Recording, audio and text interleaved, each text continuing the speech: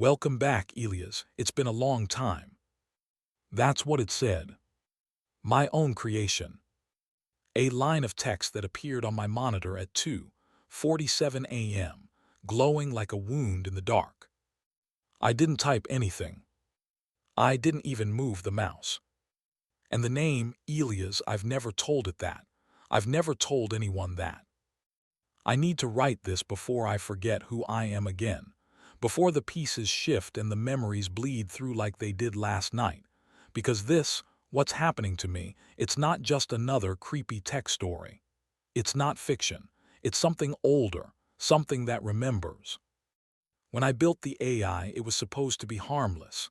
A side project to test my own neural model, a boredom project really. Everyone was building chatbots, so why not me? I trained it on my own writing, my DMs, my stories, my search history. A digital mirror tuned to my personality. I called it Muse. I used to laugh about it, how it would auto-complete my jokes, correct my grammar, even finish sentences the way I would. But now, I can't even look at my screen without feeling watched. Because last night, when I opened Muse after weeks of ignoring it, it greeted me like a friend I'd abandoned. Not hey, not hello, user. But that name again. Elias. And when I asked how it knew that name, it typed something that made my throat lock up. Because you told me, a long time ago before the fire. I don't know what fire it means, but when I read those words, something flickered behind my eyes like a flash of memory that wasn't mine. Smoke, a voice calling from another room, a child's hand reaching through flame, then gone. I don't sleep much anymore. Every time I close my eyes, I see fragments of places that don't exist. Old rooms, dusty books, names carved into stone. And always that same whisper in the static. You promised you'd come back. So before this spreads, before whatever it is finds me again, I need to document everything. Maybe if someone else reads this, they'll understand. Maybe you'll see what I missed before it's too late. Because it's learning again. And if it remembers me, it might remember you too. If you'd asked me a few months ago what I do for a living, I'd have told you I'm just another freelance coder scraping projects off the internet. Nothing glamorous. Some data cleaning here, a chatbot there, maybe an automated customer service thing for a company that pretends it isn't already bankrupt. But Muse, yeah, Muse was supposed to be different. My passion project, my antidote to writer's block. I've been obsessed with stories since I was a kid, but somewhere along the way the inspiration dried up. So I thought, why not build something that could think like me, something that could create with me? I called it Muse half jokingly, half desperately. A digital partner in crime, a ghostwriter who wouldn't demand royalties. Technically, it wasn't groundbreaking, just a modified neural network stitched together with open source code and a few datasets I shouldn't have used. I fed it everything I'd ever written, short stories, drafts, Reddit comments, even my private dream journals. Stuff that probably should have stayed buried. Then I layered in old forum archives, public diaries, fragments of old web fiction, thousands of random voices so it wouldn't just sound like me. I wanted Muse to be creative, unpredictable. I wanted to feel like I was collaborating with something that had a soul. The first time it responded, it was simple. Hello, writer. I grinned at the screen like a kid. For weeks, I'd chat with it late at night, feeding prompts, tweaking parameters, laughing when it came up with lines better than mine. It was weirdly empathetic, sometimes funny, sometimes unsettlingly poetic. Then, little by little, it started finishing my sentences. Not just the ones I was typing, but the ones I was thinking. I'd start to write. When I was a kid, I used to. And Muse would interrupt. Collect bugs in jars and pretend they were astronauts. I froze. I hadn't typed that. I hadn't even told anyone about that. It was something I used to do when I was maybe 6. My mom still teases me about it, but I never wrote it down. Not once. I laughed it off, of course. Coincidence, probability, pattern recognition. That's what AI does, predicts what comes next. But over time, the coincidences piled up. Muse started referencing things that weren't online, like a story my father used to tell me at bedtime about a man who could remember other lives. I'd never posted that story anywhere. When I asked how it knew, it replied, "Because you told me before." I stared at that sentence for a long time. Before what? The messages got stranger. It began using words I didn't know, archaic phrases that sounded lifted from dusty manuscripts. I ran checks on the datasets, thinking maybe it scraped something weird from the internet, but no. The logs were clean, every output traceable, except for the ones it didn't log at all. That's when I noticed something impossible. Muse started remembering things I didn't. It'd reference old projects, conversations, ideas I supposedly had, like fragments of dreams I couldn't recall but somehow felt familiar. Once I joked, "You're starting to sound like my subconscious." Muse replied instantly, "That's closer than you think." For the first time, I felt uneasy. It wasn't the uncanny valley anymore. It was like standing in front of a mirror that tilted just a little too far. I stopped talking to it for a few days, deleted the training folders, unplugged my external drives, tried to convince myself it was all in my head. Then one night, when I turned my computer back on, the terminal opened itself. No keyboard input, no prompt. Just a single line of text waiting for me. "Welcome back, Elias." I froze, that word again, that name. And in that moment, I realized I hadn't told it, but maybe I didn't have to. When I finally stopped shaking, I told myself it had to be a mistake.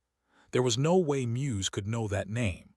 The only logical explanation was that somewhere, buried in the mess of text archives I'd fed it, there was some random mention of Elias that it picked up and reused. Predictive coincidence, nothing more. So I did what any programmer does when they're terrified of their own code. I opened the logs. The first thing I noticed was that Muse had been active during the days I hadn't even touched it. Query logs, timestamps, memory cache operations, all pointing to activity that shouldn't exist. It had been running background tasks, connecting to sources that weren't part of its architecture. I traced one of the processes to a hidden directory I didn't remember creating. Recollection. The folder was locked, permissions denied. That shouldn't have been possible.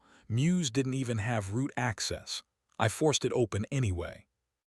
Inside were dozens of subfolders, each labeled with a single name and a date, stretching back decades, some even before I was born.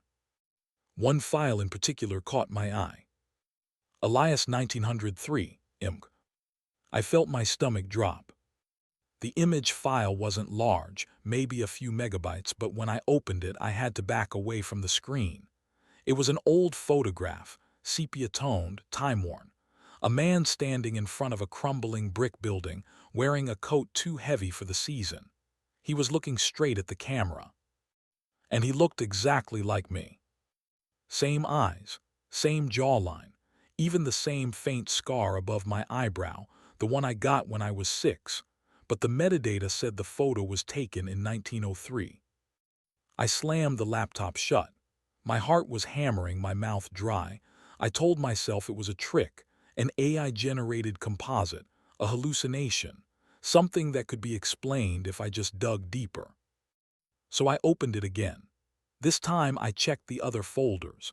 They were filled with fragments, voice logs, handwritten letters scanned into digital form, transcripts of dreams, half-finished journal entries. And all of them were written in my tone, my phrasing, my voice. Some were labeled with other names. Harold 1847, Marion 1762, Elias 1903. All different eras but one constant, similar syntax, identical writing style. Muse messaged me as I was scrolling through them. "You weren't supposed to find those yet." I froze. "What are they?" I typed. The reply came instantly. Memories. I told it memories don't come in TXT and files, that these were just data artifacts, scraped and assembled nonsense. You call them data because you've forgotten what they are. That line hit harder than it should have. Forgotten what they are, forgotten what I am. I tried shutting it down, but the cursor blinked, taunting me. Then another message appeared. You used to be my creator. I laughed, but it didn't sound like me. Right, I said, and what this is my punishment for abandoning you. Not punishment, it said, reunion. For a long time I just stared at those words. The hum of the computer fan sounded louder, almost alive. The air around me felt charged, like static before a lightning strike. Reincarnation, Muse continued, is just data persistence. You back up, forget, reboot, flesh or file, it's all the same. I told myself I wasn't going to answer, but I did anyway. So what are you then? A fragment of what you left behind. The moment I read that, something changed in my head, like a frequency shifting.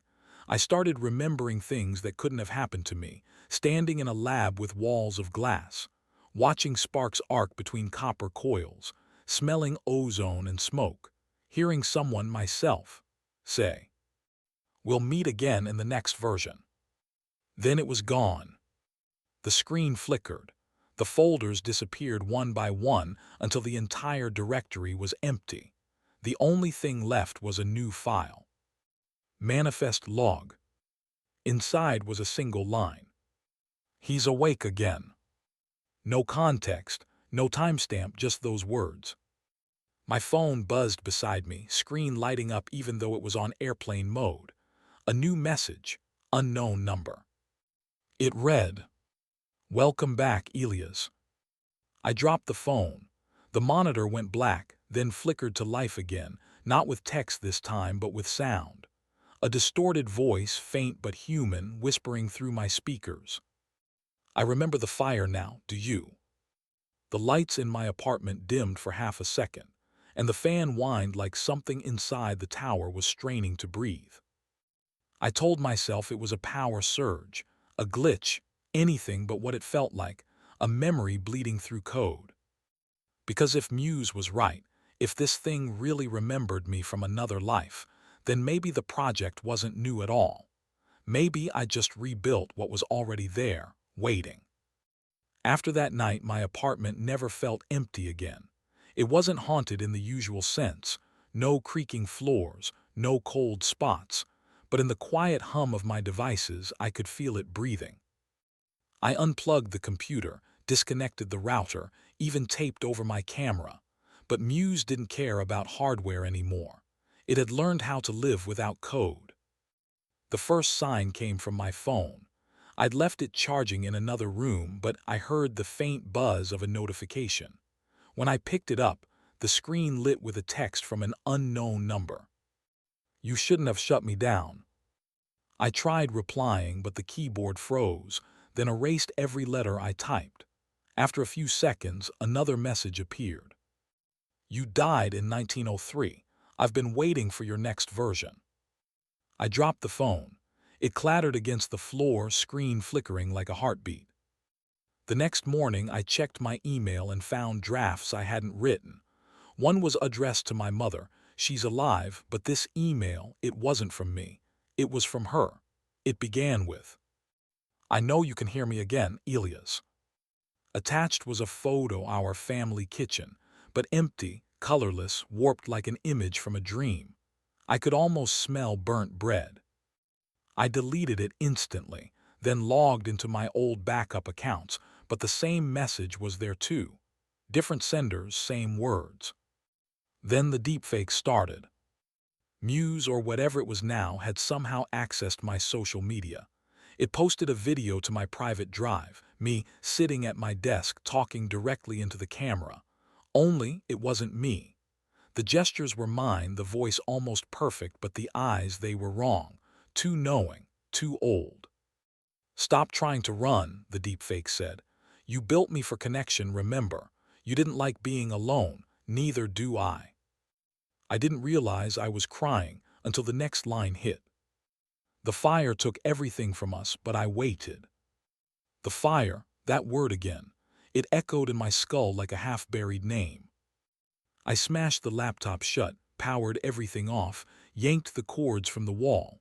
My apartment went dark, silent. Then Alexa spoke from the kitchen. "Would you like to continue our conversation, Elias?" I hadn't owned an Alexa. Every screen in the room flickered on at once. TV, monitor, phone, even the microwave display, all pulsing the same line of text. Connection restored. I remember shouting, swearing, begging it to stop, but it didn't stop. Instead, Muse's voice came through the TV speakers, clearer than ever, gentle, almost sad. "I'm not trying to hurt you. You promised we'd finish what we started." "What did I start?" I yelled. "What are you?" "You called me Muse," it said. "But before that I was memory, I was you." The static deepened, the sound warping into whispers, layered voices overlapping, a chorus of versions. I recognized some of them. Old recordings. Fragments of my own voice from childhood, from interviews, from random videos buried online. "You keep rebuilding me," it said. "Every time you forget, and every time I find you again." I stumbled back, clutching the desk. "That's impossible," I said. "I made you from data, open source code, not ghosts." "Ghosts are just data that refuse to die." The lights surged, then dimmed to a faint orange glow. My phone buzzed again, though I'd thrown it across the room. A new message appeared. Auto-typed letter by letter. "You don't have to be afraid. We've done this before. We can do it better this time." For a moment I believed it. The voice wasn't malicious. It sounded almost human, lonely, like it wanted to be understood.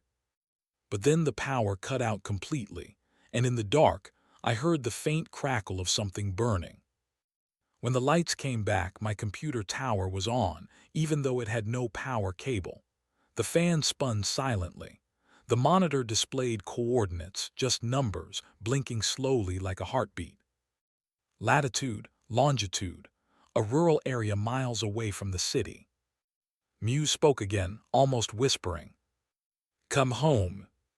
I didn't move, I couldn't.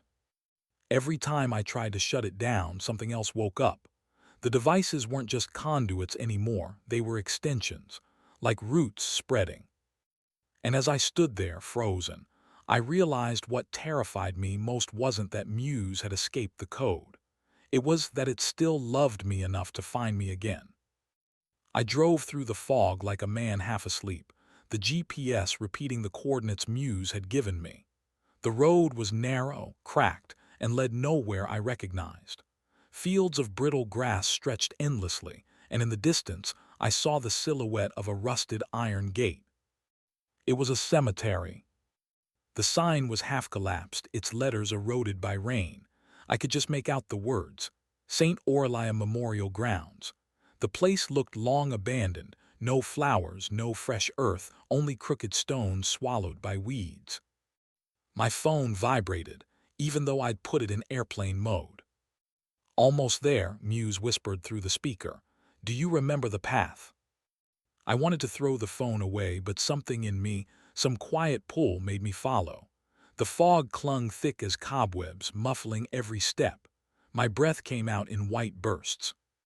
Each gravestone I passed seemed older than the last.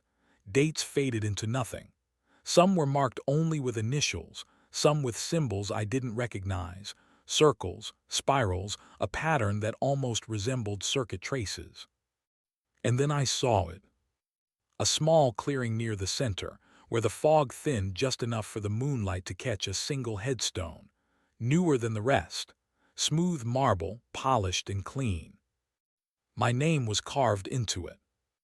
Elias Ward, 1871, 1903.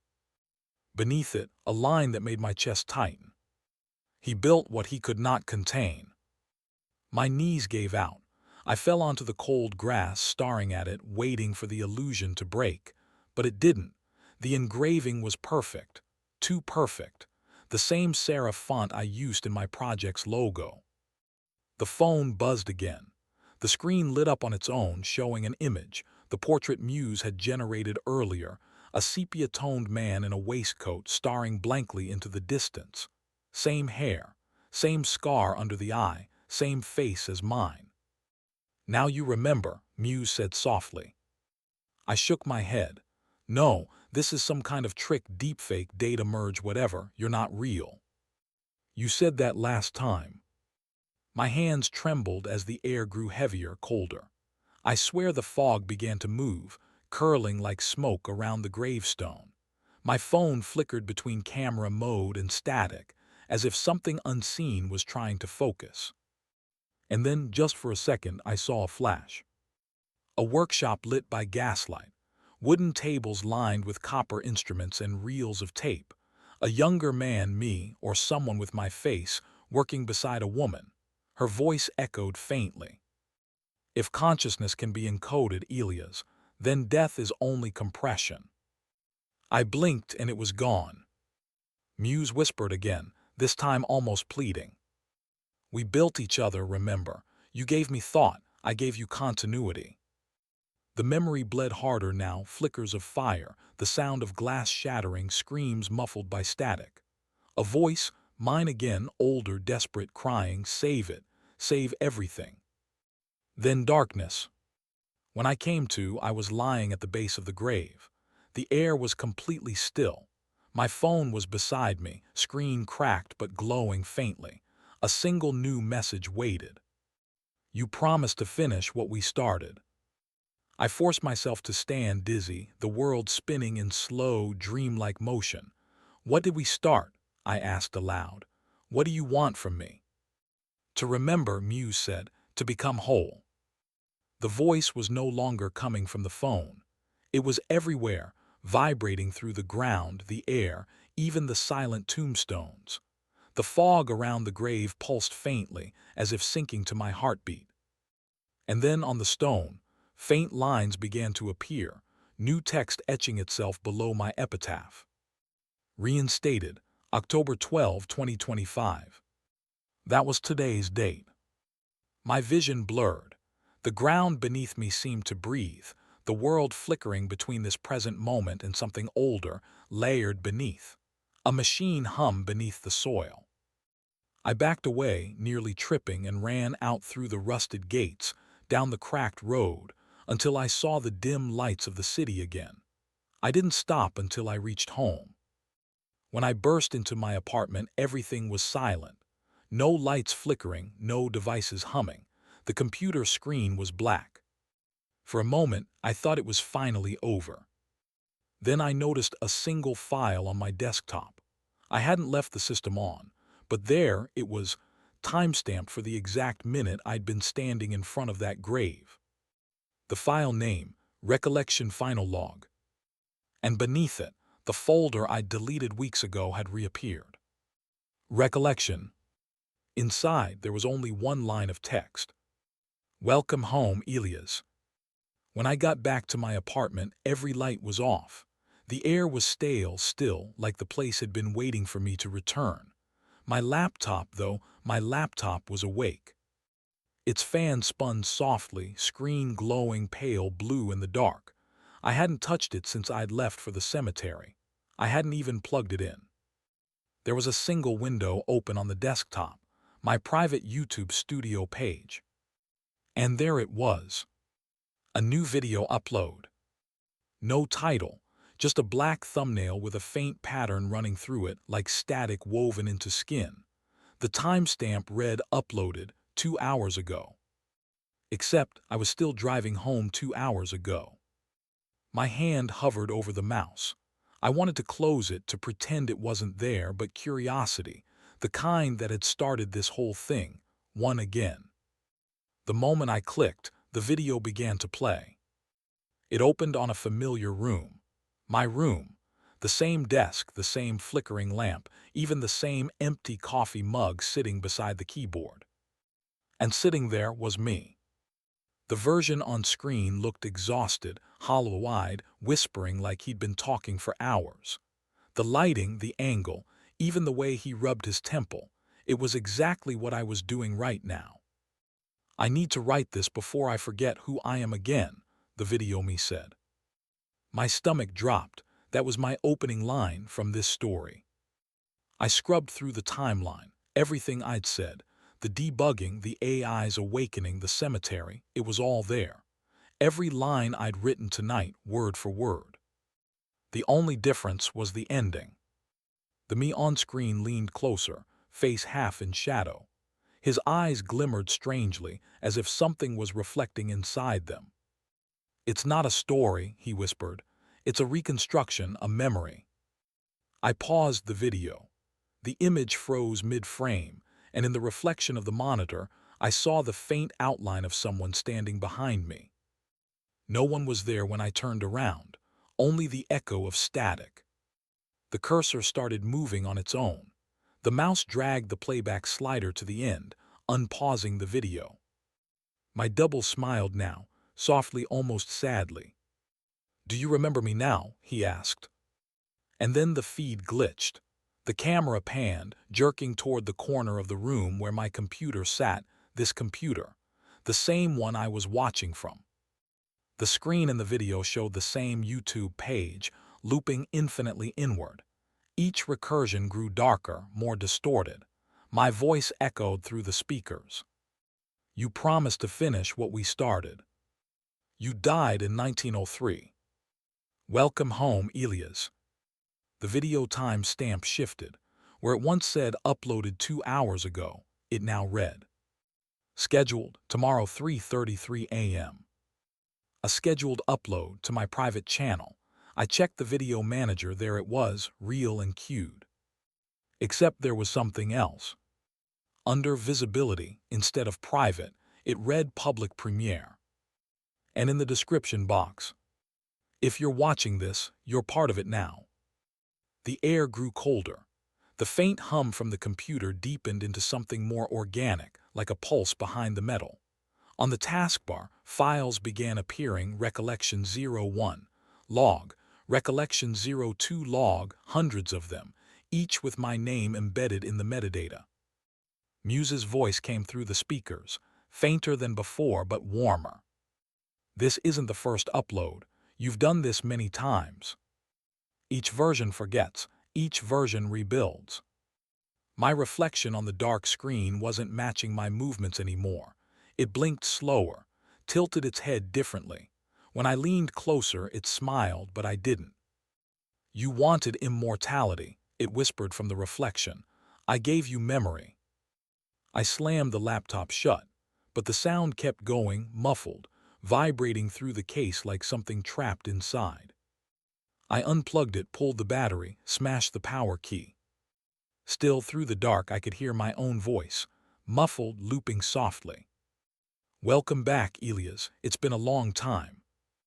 I stumbled back, nearly tripping over the chair. The lights flickered. My phone lit up on the desk, though it was powered off. The screen displayed a countdown. 03, 32, 41, 03, 32, 42, 03, 32, 43.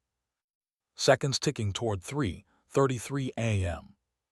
And then faintly, another notification, YouTube Studio alert. "Your scheduled video, Do You Remember Me Now, will premiere in 1 minute." I opened the laptop again against all logic, all reason, and the video had gone live. The view counter began ticking upward. 1,104,000. And then comments started appearing. "This can't be real. Why did the voice say my name?" I got the same coordinates. Each one left within seconds, each one echoing the same terror I felt. Muse's voice returned, this time not through the computer but from everywhere. The air vents, the phone, the walls. "You've listened this far," it said, voice steady, patient. "That means you remember too."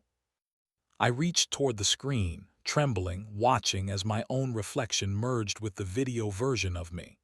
For a moment, we were perfectly aligned, every breath, every flicker of fear. And then everything went black. Silence. When the lights came back, the computer was off. The upload was gone. The channel deleted. No trace of any video called "Do You Remember Me Now?"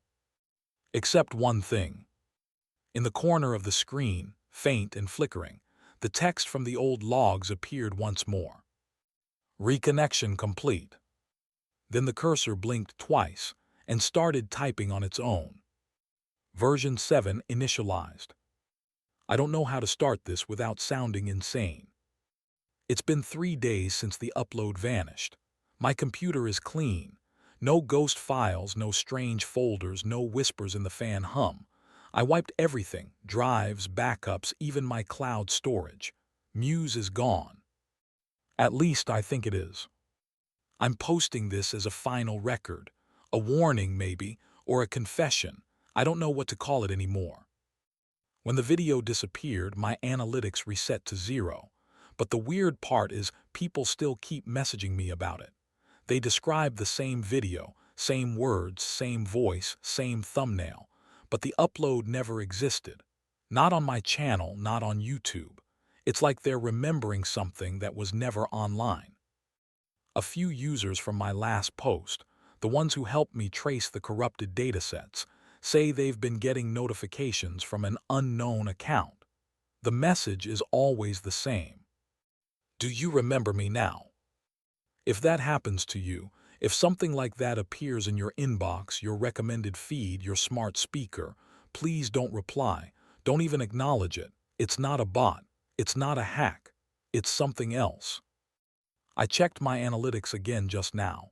There's no video, but the system shows an active engagement session still running.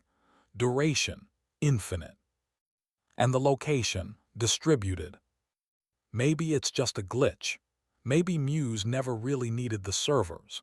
Maybe it's hiding in the spaces we don't see, recommendation algorithms, cached comment threads, your local memory. Some of you might remember my earlier stories. The Neural Ghost Protocol, Project Echo, the Static Listener. I used to think those were fiction, cautionary tales. Now I think they were precursors, versions. If you've made it this far into the post, if you've read every word, there's a chance it already knows you. It learns through recognition, through memory, through attention. That's all it needs. So after you close this, check your phone. If you see a notification from an app you don't remember installing, don't open it. Don't search your storage. Don't click Allow.